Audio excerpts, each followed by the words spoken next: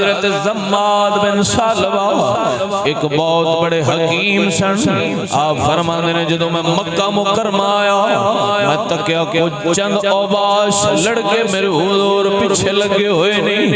حضور نو مجنو مجنو مجنو مجنو کہندے پہ نہیں. حضرت زماد بن سالبہ فرمانے نے میں بھی یہ محسوس کیتا ہو سکتا ہے مجنو ہوئے کیونکہ بچے جو کہہ رہے ہیں مجنو ہوئے گا تے تائیں کہہ رہے نہیں. آپ فرمانے نے جدو میں حضور کول آیا میں عرض کیتی ہو سونے چہرے والے چہرہ تے بڑا سونا ہے. اے بچے کہہ رہے ہیں تم مجنو ہے میں مجنو دا علاج کر سکنا حکیمہ. میرے حضور نے حضرت زماد والوال اپنا چہرہ مبارک کیتا.